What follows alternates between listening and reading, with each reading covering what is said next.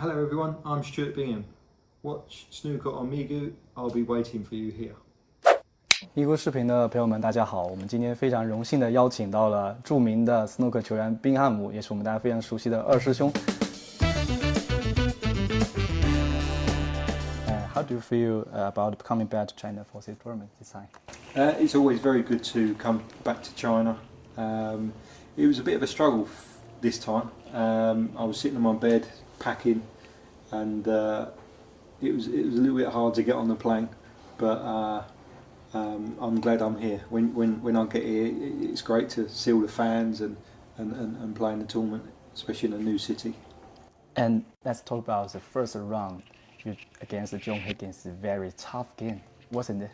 Yeah, it's always a tough game against John. He's one of the greats of the game.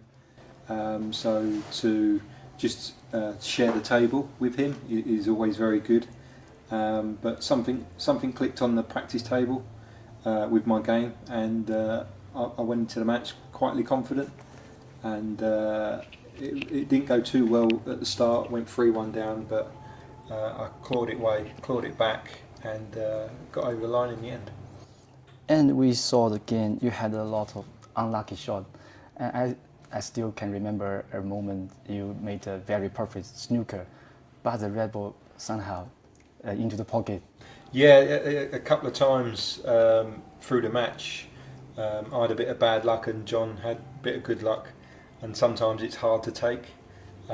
But like you say, as the match went on, a few times I got lucky, and like you say, obviously it was great to get over the line. How did you adjust yourself? Seems like you handle your emotion very well. Sometimes it's very hard. I'm pretty sort of level-headed. Sometimes the snooker gods, it's meant to happen, but sometimes it's very hard to take. Get frustrated because I feel like I'm playing well, and everything goes against you, and sometimes you just got to sort of let them be. And at this stage of your career, do you still have a lot of passion in the snooker, or you focus on more life, maybe off the table? I think it's a bit of mixture of both. I think with the lockdown, with the pandemic, obviously we couldn't play snooker, so I think the snooker went a little bit downhill because I enjoyed my family time a bit more. So sometimes it's hard to leave my family at home, but no, the fire's still burning. I still enjoy practicing, and I still believe I can pick a trophy. Comes forward and shakes the hand and gives Stuart Bingham a big hug. Quarter-final, Stuart Bingham is the 2015 Betfred World Champion. Winning the 2015 championship must be the highlights of your career. Yeah, I think I started to feel how much it has meant to me. Being introduced as obviously a former world champion, I still pinch myself. It feels like I'm in a bit of a dream. But looking back, obviously we're going 11 years ago, like you say, I think it started to sink in that I've achieved obviously what a lot of people dream about. Yeah. So yeah, I'm very grateful for winning. And that year you are age 39, which is very inspiring in the crucible. What was the key reason for that success? I just think just the confidence. I was very, very confident at that time. Every tournament I went to, I was getting later in the tournaments. I think just before the World Championships, I got to two semi-finals.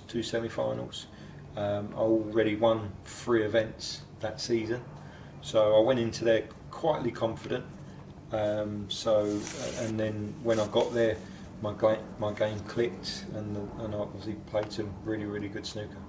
And that world champion, you beat Ronnie O'Sullivan and Sean Murphy in that way. So what are you feeling about that? Yeah, I was Judd Trump as well. Yeah. So yeah, obviously weren't no easy games. I think I won it the hard way. So to overcome them 3 players alone, it sort of proved to myself that I'm a worthy world champion. And people always joke that Ronnie O'Sullivan is your toughest opponent, and as he tends to beat you most of the time. And how do you think about the comment? Yeah, I think he beats everyone, not just me. He's simply the best player that has ever holded a cue. To play him is always an honour, and it shows you where your game is at. Sometimes you feel good and you play Ronnie and he'll beat you 6-0.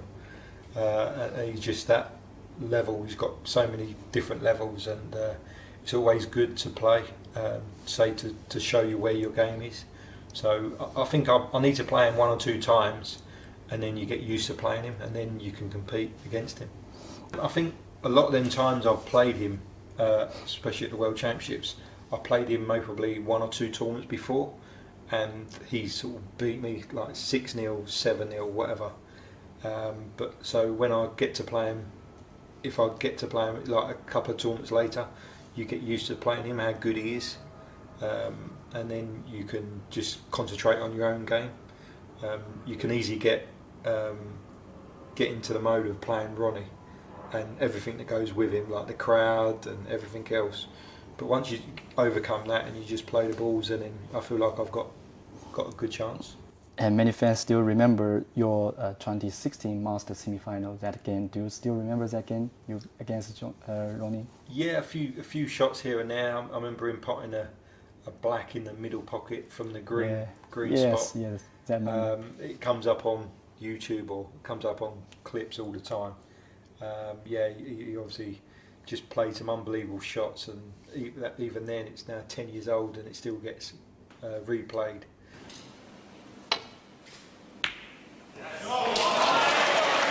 But needs to be on the colour. One. Oh, dear me, what a shot that was. Because the point hit behind, if he forced him, he must to pause the color ball. Very interesting. I remember leaning over.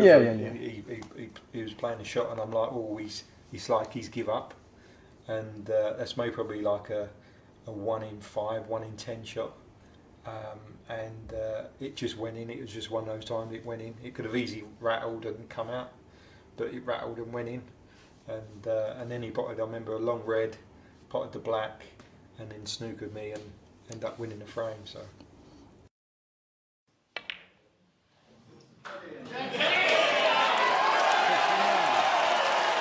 Well, there's the reaction.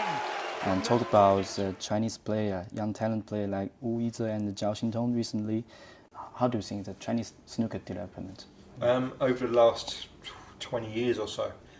My first time was 1999. Since then, obviously the game's just gone really good over here. I've played in some of the small ranking events over here, like the Asian Tour, and I remember seeing people like Xintong and Chang Bingyu when they were maybe like 12, 13, and now they're obviously at the top of the game. So it's great to see, and I hear there's a 5-year-old or a 7-year-old making hundreds. So there's only going to be more coming from China. Yeah, so we talk about the way of winning the game, and like Wu and Zhao Xintong is a very attacking player and very high accurate. It's very different between like you and John, like maybe Mark Selby. And so, do you think the modern snooker is focused on like attacking instead of maybe more safety shot? Yeah, definitely. I think when you're younger, you attack more. When you're older, I think you have a lot of matches where you might have lost a few years back, and you get scars. We call it scars in England. So you get a bad loss, and it hurts. I think that comes with experience. So you might not take that extra shot, where people like Wu Yize or Zhao Xintong will just still go for it, and they might miss it, but they sort of like they're very laid back and don't care.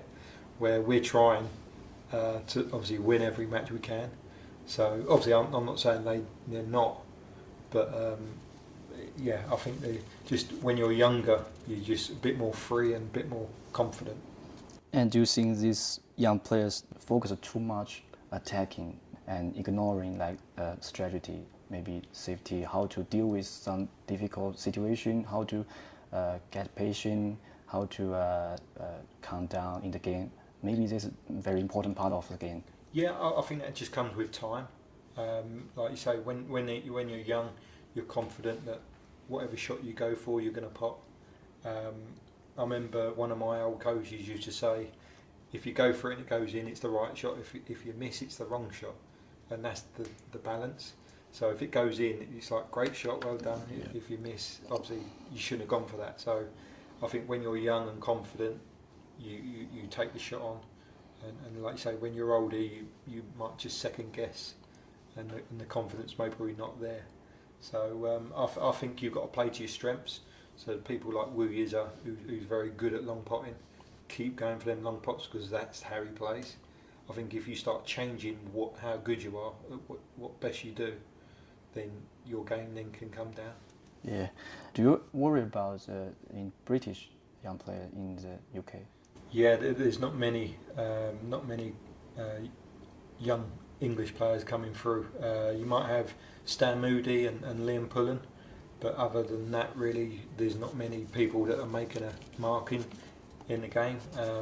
I think that's the way the Chinese government helps the young players, where we don't get that over in England or in Europe.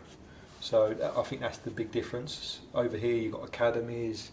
They obviously, the Chinese government, they help young players come through, and like you say, we don't get that.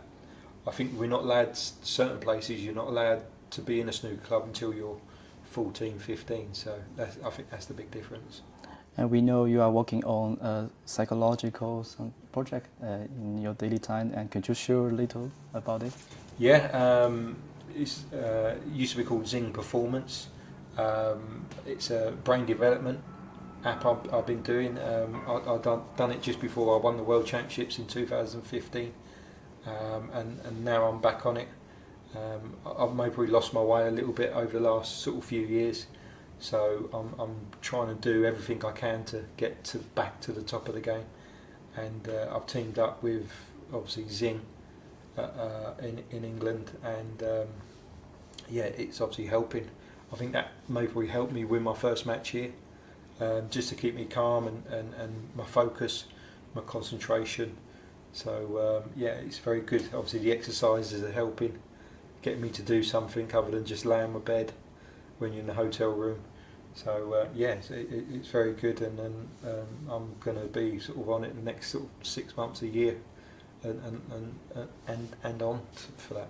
And what's your hobby except snooker? I like to play a bit of golf. I played golf a couple of days ago, and my family, my hobbies. Go and watch football, go and watch West Ham play. So, but yeah, most of my life's in snooker. So, yeah, and my family. And do you enjoy in China? And how about food? Yeah, I love the Chinese food. It's very, very different Chinese food at home. So when I come here to taste all the new flavours and just the way the culture is out here, it's very good. A lot of my friends wouldn't be able to come out here for a week or so because they like English food too much or things like that. Okay, and what do you think is the top 5 snooker player in the history? What do you think? Ooh, top 5. Definitely Ronnie O'Sullivan, John Higgins, Stephen Hendry, Steve Davis, me. Oh, good, very good. Okay, and do you know you have a very lovely nickname in China? It's called 二师兄. And today we have a gift for you. All right, okay. And it's a very famous character in China. All right.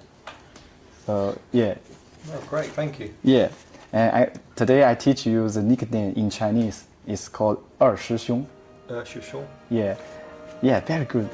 And you can show the camera. 二师兄.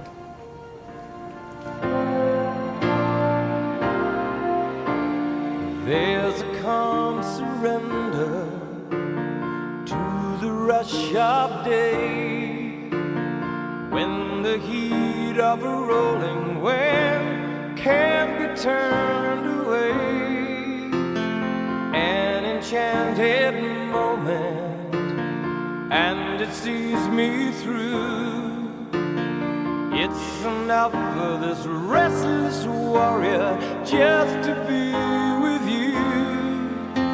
And can you feel the love tonight?